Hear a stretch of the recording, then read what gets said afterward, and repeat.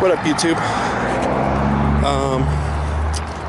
So I got my lightest bike mid-drive like 2023, 2024. I didn't really have time to play with it, and it looked like a real big pain in the ass.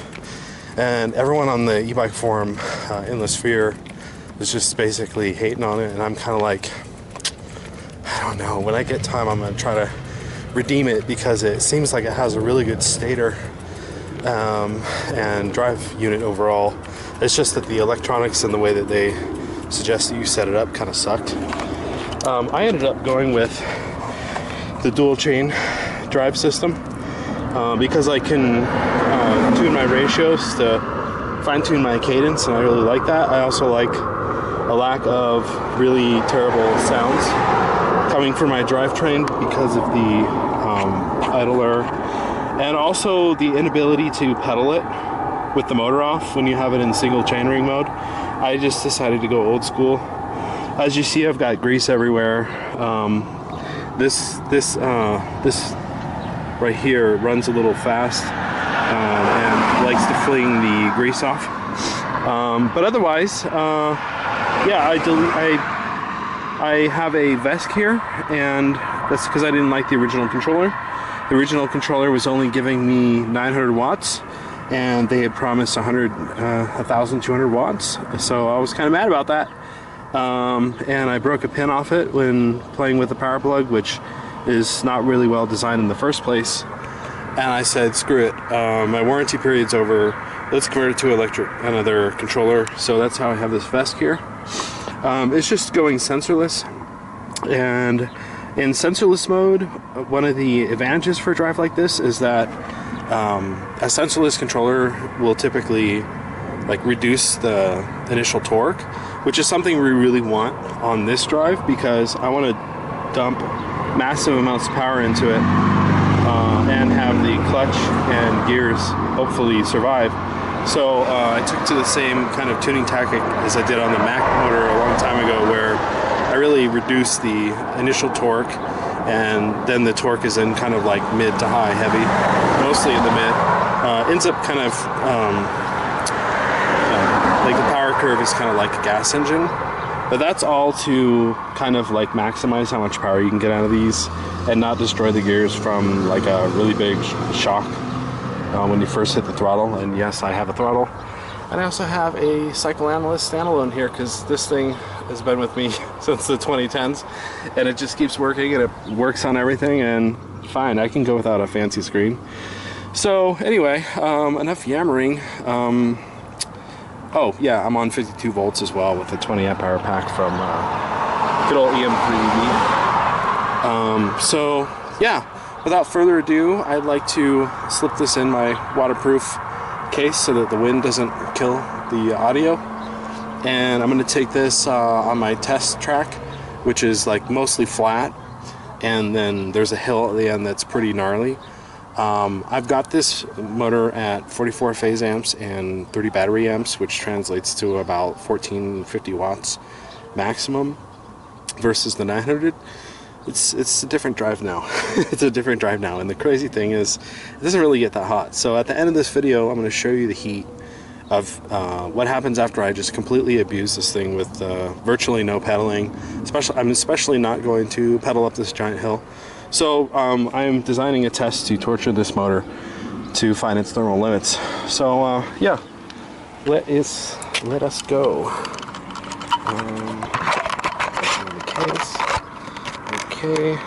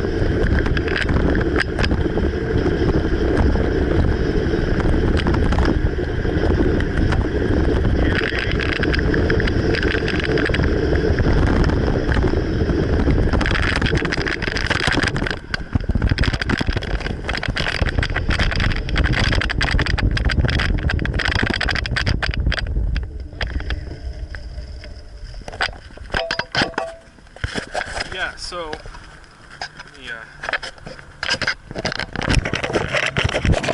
you can hear me. So psychoanalyst wise, saw quite a pretty good load on this thing.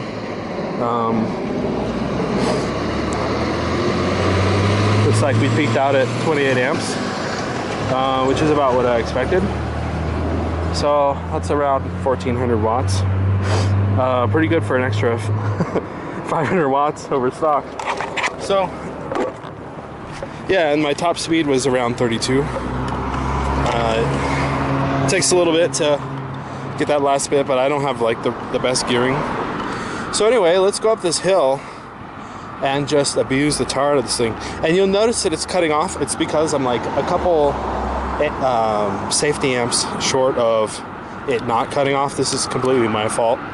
I just need like literally 2 more amps on the on a parameter and we should be good. So anyway, let's get on the road again. Okay, sorry, here we go.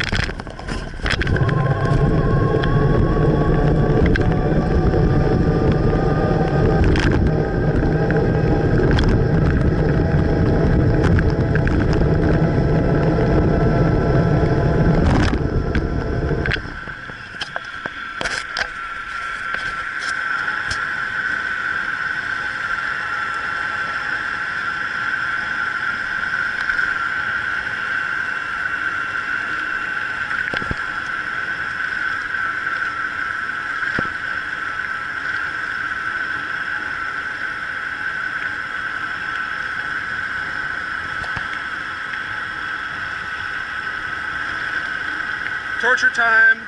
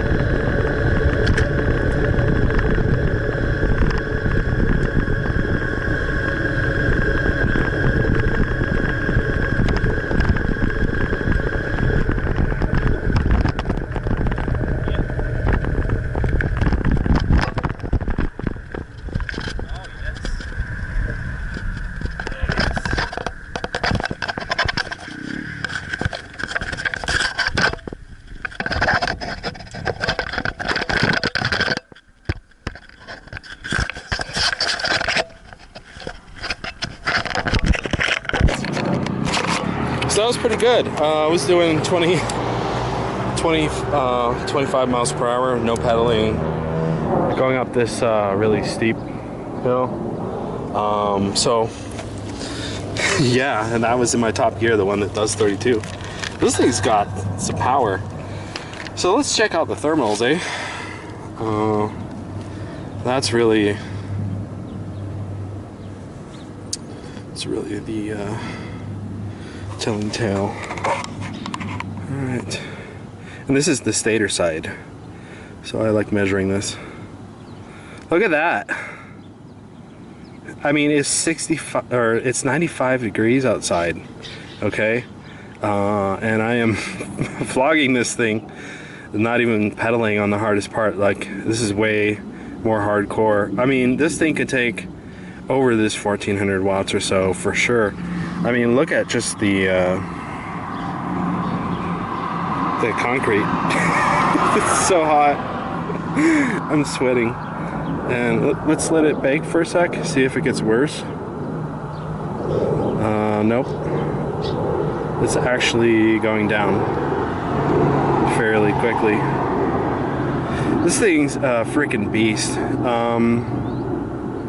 Honestly, I'm probably gonna buy another one of these. This thing is so good at shedding heat. I'm shocked. Let's look at some other parts. How's our friend the Vesca doing? It's got to calibrate. Let's see.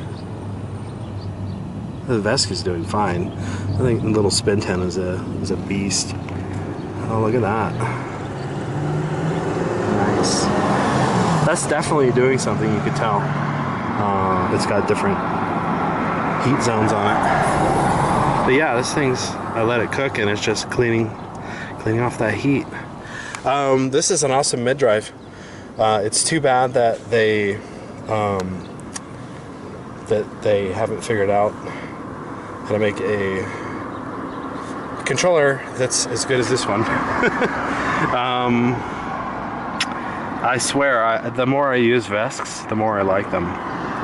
But yeah, I could probably put more power in this thing, but I'm thinking I'm probably nearing the limit of the gearing, the gears that it was designed to run with. And as far as let's see if we got any higher amps.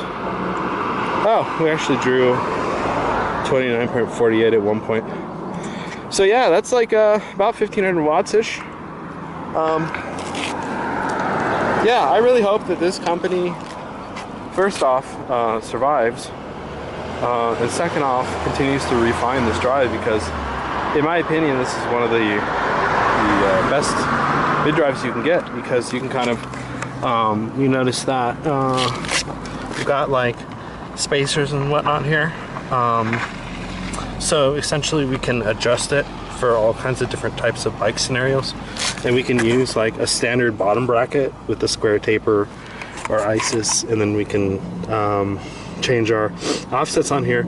I've got a 123 millimeter bottom bracket on this bike, so the way that it pedals is like really like a regular bike, and I like that. I don't like these big wide pedals, but like no matter what bike situation you got going on, there's probably a way to fit it on there. So if you have some like odd duck thing that CYC Photon or ABS02 or whatever didn't work on, this will probably work. I even had this work on my recumbent, and amazingly it was doing 35 miles per hour on the 900 watts that it had. I just can't even imagine what a monster my recumbent would be with one of these on it again. But I gotta give the drive a thumbs up. I think the company's got some stuff to figure out in terms of like refining it. I really hated this software and controller, and I'm so glad that I just plugged 3 phases into a Vesk and it will just work with whatever. You know. But anyway, yeah, let me get more e-biking in lately.